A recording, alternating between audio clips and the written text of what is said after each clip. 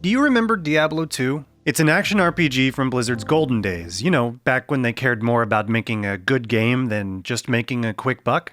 Now, it's not the first action RPG in the world, obviously, but it did take everything that the action RPG genre was at the time and polished it to a pristine shine.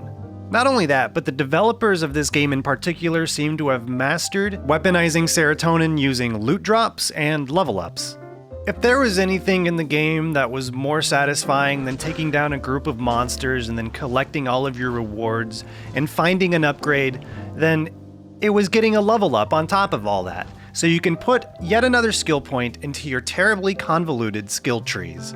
Because all of this was so fun and so addicting, obviously people are gonna take it and make their own games out of it, which is great! And because of that, we got awesome games like Titan Quest, Path of Exile, Borderlands, and Hellgate London, which, rest in peace, Hellgate London. You were mismanaged into the ground and died too soon. And now you're a zombie or something? Like, hasn't this game been revived like 4 times by now? What the hell?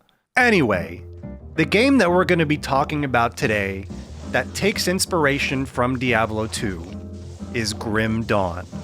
Yeah. What am I doing with my life? Why am I making a video on Grim Dawn? Isn't this game like 4 years old? Well, yes. Maybe even older. I really don't know when it came out. I don't care, but I have been on and off addicted to this game for the past year and a half, at least. If I ever get the hankering to play an action RPG and just mindlessly destroy hordes of enemies with crazy abilities and upgrading my loot, then this is my go-to. There's just something about it. And I will admit that my first time trying to play this game, like when I picked it up and bought it for the first time, I actually refunded it on Steam in under 2 hours because for some reason, everything about the game just flew over my head. I didn't understand why this was fun. I didn't find any of the abilities or classes interesting enough. And I think most of all, I couldn't really relate to the setting. Grim Dawn is a grimdark, almost Lovecraftian, dark fantasy setting. You have chthonics, cultists, demons, undead, grotesque swamp creatures, trolls, just piles and piles of crazy, dark, evil creatures and things. And spiders.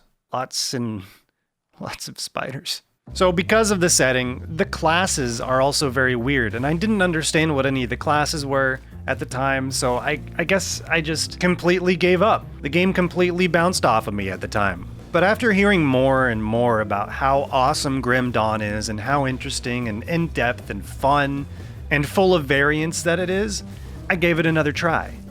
And I'm glad that I did. Don't get me wrong, I still don't really care for the setting or the story. I think the whole grim, dark, Lovecraftian type stuff is cool and all, but I enjoy high fantasy way more. I'm happy with rangers and wizards and barbarians, but here you have Arcanist, Demolitionist, Shaman, but not like the shaman that I'm used to. You got soldier, not even warrior, but soldier. It's all weird, man. It's all weird. I haven't been learning this for the past entire life. I don't know what any of these are.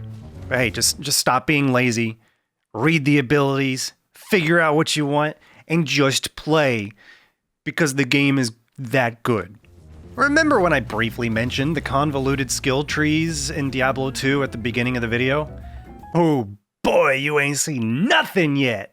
I love when RPGs have skill trees like this. I may be a gigantic freaking nerd, but I really enjoy looking through these trees and trying to figure out what my build is going to be. I love getting to a new skill, experimenting with it, and then making a decision based on that. I love finding and then building around these synergies within these trees. It's just so fun. And one of the big reasons why Diablo 3 was so disappointing for me as a Diablo 2 fan. Sure, there's something to be said for how limited the builds were in Diablo 2, You basically just dumped all of your points into a couple of abilities and then rode that for the entire game. But I don't think that matters. When you're experiencing the game as casually as I do, where you're just having fun, you don't really care too much about min-maxing your build and trying to be the absolute best, most competitive player of all time, if you're just trying to enjoy yourself and do a little bit of theory crafting on your own, then these are so fun. They allow levels of specialization and customization that Diablo 3 just really didn't give me. In fact, Grim Dawn even takes it a step further. Instead of just selecting one class, at level 10, you're able, and pretty much required, to select a second class. Sure, you could choose to never ever put points into this secondary class, but where's the fun in that? You can take any two classes in this game and mix and match them to create something unique. To be fair, Titan Quest had this system over a decade ago, but when I tried to play it again relatively recently, it felt like a lot of the classes didn't really mesh well together because of how the stats worked and how the skills worked with those stats. Grim Dawn has this kind of issue as well, but it's not nearly as bad. And that's because these skill trees are completely littered with not only active abilities and spells, but also passive enhancements that make your character stronger, and toggleable auras and buffs that make you and your allies stronger. So you get both of these classes, your choice of the abilities in either of their trees, and the auras and passives, and you create your own unique build, your own unique class. And the best part is, I'm pretty sure that most things that you create can end up being viable. My very first time playing, I was an Arcanist / Demolitionist, and I basically had strong single target damage with my auto attack gun that was buffed like crazy by a lot of different auras and spells, and I was able to wipe crowds by using the spells of the Arcanist. There was a lot of focus on fire and cold with that build, and it was a lot of fun in spite of how squishy that character was. The character that I'm playing now is a big, beefy, high-health, two-hand-wielding shaman necromancer. I have a lot of health, a lot of defense, and a lot of lifesteal, and a lot of health regeneration. I basically go in, swing big, kill everything, or die trying. It's a lot of fun. I'm having a great time. But the way the classes work in this game, they're all completely different from one another. They all focus on different types of spells, or different elements, or different methods of attack even. If you want to, you can focus completely on empowering minions. If you want to, you could dual wield pistols and rain bullets on anybody that gets in your way. Heck, even sword and shield is viable.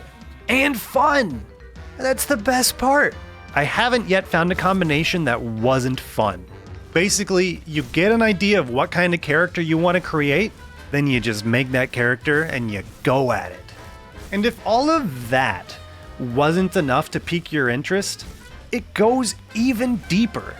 And I'm not just talking about items and stuff, because that's in every single action RPG that's ever been created. And Grim Dawn's no different. I mean, there's a bunch of items that you can equip that also increase your stats, and if you're lucky, some of your abilities in your skill tree. Getting an upgrade always feels great. But just like everything else, the item system is bumped up a notch. If you remember, in Diablo 2, there were gems, and some equipment had sockets that you could put gems into to make it stronger.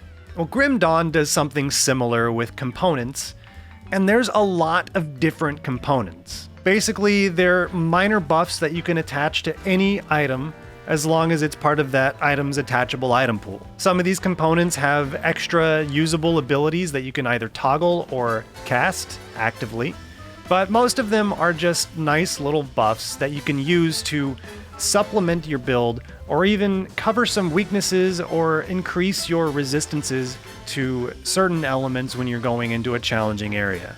Most of these will just end up cluttering your inventory and your stash, but they're a really interesting and fun mechanic nonetheless. But what I was going to talk about before I got on this tangent about items and components was the devotion system. Devotions are basically a second skill tree that every single class and class combination has access to. It's basically a bunch of different constellations, and each constellation is associated with different aspects. That part's not necessarily important, you'll figure it out if you play the game, but what is important about this devotion system is that it's full of small little skill trees that add either minor buffs, resistances, damage bonuses, or defenses. Did I say defenses? And they are actually very powerful. But what makes these so much more interesting than just a normal, like, slight buff skill tree, or I guess medium buff skill tree like this is that some of these little trees have abilities on them. But they're not just any abilities. They're not like a fireball that you can cast. These are enhancement abilities. Now, what does that mean?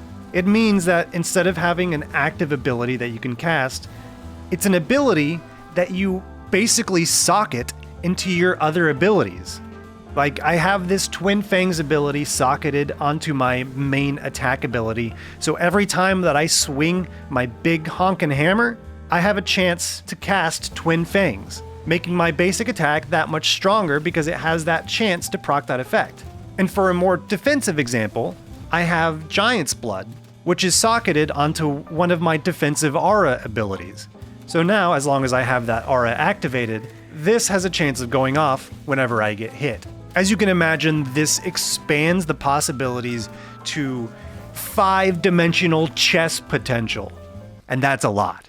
That covers most of the gameplay related things, but I think what ultimately keeps me so locked in on this game is just how much all of this is tied into exploration of the game's world. Grim Dawn, unlike most isometric action RPGs, does not have a procedurally generated world. The entire world, or at least a very significant portion of it, is handcrafted. Every new character you create, every session that you play, the map is the same. Now, in some ways, that is kind of boring and it can kind of get stale, but for a first time playing, and for, I guess, another time playing a year later like I'm doing now, exploration is fun. I don't remember the last time that I've had this much fun exploring a world in an isometric action RPG. Procedural generation is fun and all, but one of the big advantages that creating a handcrafted world can get you is the ability to create and place secrets throughout the world. Meaningful secrets. Secrets that are off the beaten path, literally not on the map, and reward you for having a keen eye and being able to observe and explore and find all of these things. Luckily, when I was recording footage, I happened upon a completely optional area. It was not mapped, it was behind a false wall, and I just so happened to see it, and I go inside, and I'm met with a boss and a devotion shrine. So not only did I get rewarded with fat loot, I got rewarded with a devotion skill point for my devotion skill tree. Is that not exciting? I mean, not every secret is on this level of intensity and awesomeness, but you never know which one is. And that's what makes it fun. You never know what you're gonna find when you go off the beaten path. In fact, a lot of the times, the best loot that you find is going to be off these beaten paths because there's gonna be better treasure chests, maybe even devotion shrines, as I discovered, maybe secret bosses or secret quests. You never know with this game, and that's cool. And another advantage that it has is if you get stuck on a quest, you can actually look it up and see where to go on the map, which I've done a few times because I got a little frustrated looking for an unmarked cave. But, it is what it is. And what it is fun. It's just fun. I have not had this much fun playing an action RPG in a long time, but I keep coming back to Grim Dawn again and again. There's so much to this game that I haven't even mentioned. There's a handful of expansions, a different game mode called the Crucible, which is a completely different way to play, and new content patches keep coming out, even in 2021. Now, it might be true that one of the only reasons that I'm even making this video is that I've spent way too much time on Grim Dawn to not talk about it on my channel and possibly recoup some of that time and cost. But another one of the reasons that I wanted to make this video is that I only ever heard of this game because I stumbled upon some random YouTube creator talking about Grim Dawn a couple years back. That was the catalyst for me trying this game out, because before then I hadn't even ever heard of the game, and that creator's high praise of Grim Dawn inspired me to pick it up and give it a try. So it's because of that person that I've wasted all these hours on this game. And this is my way of kind of trying to pay it forward. If you're looking for another action RPG to play and you're not interested in Path of Exile or Diablo 3 for whatever reason, then give Grim Dawn a try. You might enjoy it as much as I do. Thanks for watching.